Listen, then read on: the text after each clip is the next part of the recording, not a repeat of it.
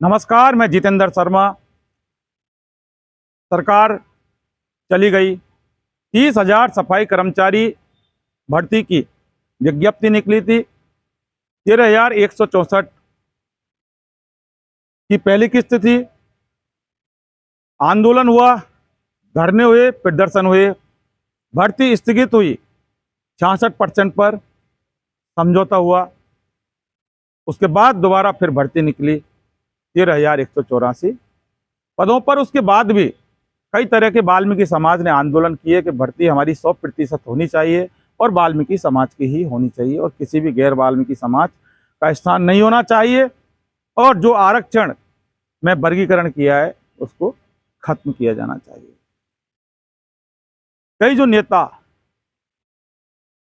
Front पर आकर इस तरह की बातें की, लेकिन बाद में पीछे जब वे जाते हैं तो सरकार के जब ऑफिसों में घुसे, दफ्तरों में घुसे, तो फिर 100% बात हवाई हो गई और 66% का जो मुद्दा था वो भी एज इट इज वहीं रहा था और 100% सब कुछ खत्म हुआ।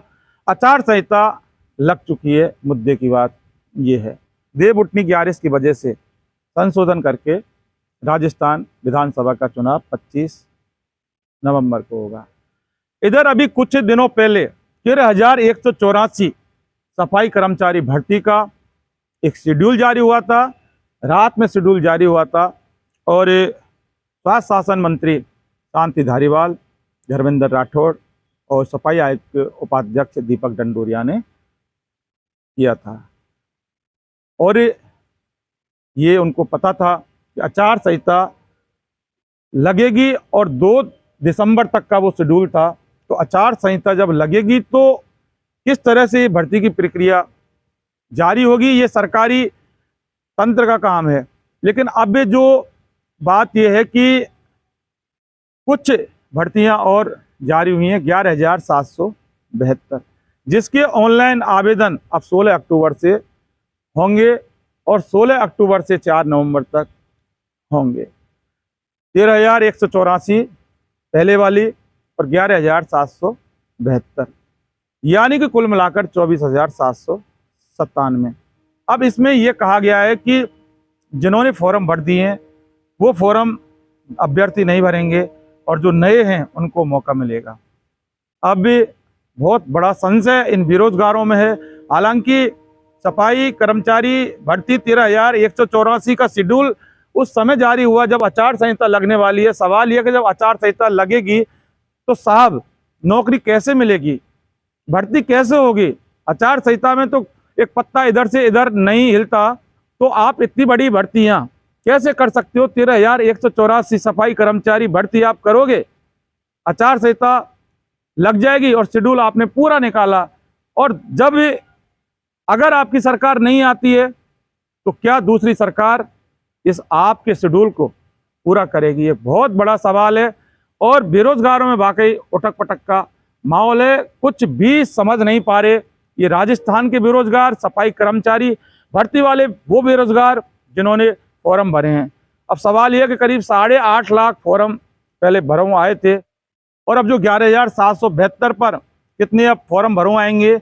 और सवाल यह है कि अब बात जब होती है तो ये भर्ती हुई आपकी 24,797 और चूंकि विज्ञप्ति निकली थी पूरी 30,000 भर्ती की, तो अब 24,797 को 30,000 से घटाया जाए तो 5,203 जो 5,203 भर्ती हैं उनका क्या होगा? 30,000 में से 13,184, उसके बाद 11,772, कुल 24,797, बचे 5,203। तो इसका भी कोटा पूरा कर देते तो कम से कम आपकी भी बात बनी रह जाती कि जो विज्ञप्ति निकली राजस्थान के अशोक गहलोत सरकार में 30,000 की विज्ञप्ति निकली और 30,000 की पूर्ति आपने कर दी थी। लेकिन अब 5,203 का लोचा और रह गया। सवाल ये कि अब इसको कहाँ एडजस्ट किया जाए। पहली किस्त 13,184 की हो गई, दूसरी किस्त भी हो गई, और लगे हाथ ये तीसरी किस्त भी अगर पूरी कर जाते तो भी कुछ समझा जा सकता था कि सरकार कुछ कर रही है। लेकिन अब ये विवादों के घेरों में शुरू से ही ये सफाई बढ़ती रही थी, और अब सरकार के चुनाव होंगे, आचार संहिता लग गई, एक पत्ता इधर से इधर नहीं किया जा सकता। तो सवाल सफाई कर्मचारी भर्ती कैसे होगी? तो क्या सफाई कर्मचारी भर्ती वाले बेरोजगारों के साथ ये कुठाराघात नहीं था, या फिर उनके जो नौकरी के लिए वो आस लगाए बैठे थे, या उनके साथ ये अन्याय नहीं था? ऐसा हम नहीं कह रहे, लोग बोलते हैं हमको कि हमारे साथ इस तरह का कुठाराघात हुआ है, लेकिन सरकार ने ये किया है। तो सरकार की साफ सीधी सीधी मंशा ये देखी जा रही है कि आप अब इस चुनावों में हमको वोट दो, हमें जिताओ, तब हम आपको ये नौकरी देंगे। कब देंगे, कैसे देंगे, वो बात की बात है। लेकिन अब सबसे बड़ा एक ही मुद्दा है कि अब सरकार को जिताना पड़ेगा। कांग्रेस सरकार को अगर सफाई कर्मचारी भर्ती लेनी है तो, और अगर बीजेपी की सरकार जीतती है तो फिर ऐसा नहीं होगा कि बीजेपी की सरकार इस भर्ती को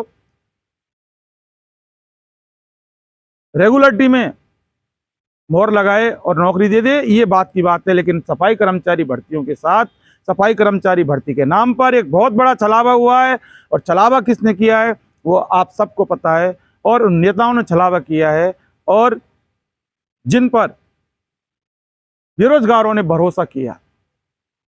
तो सवाल इन नेताओं ने इन बेरोजगारों के साथ ऐसा क्यों किया? क्योंकि विज्ञप्ति तो करीब 6 महीने पहले निकल चुकी थी और प्रक्रिया आसानी से की जा सकती थी। लेकिन हो सकता है कि सरकार के नेताओं ने इस चुनाव को देखते हुए और आचार संहिता को देखते हुए इस भर्ती को रोके रखा, और कहीं ना कहीं होकर चुनावी फायदा लेने के लिए फिर एक शेड्यूल जारी हुआ। उसके बाद फिर विभाग की तरफ से ये भर्ती निकली। तो सवाल यह कि अब ये भर्ती कैसे होगी? दोस्तों फिलहाल के लिए बस इतना ही। आपने हमारा चैनल सब्सक्राइब नहीं किया इन्वेस्टिगेशन मीडिया तो फौरन कर लें, नीचे बेल आइकन जैसी घंटी को जरूर दबाएं। नमस्कार।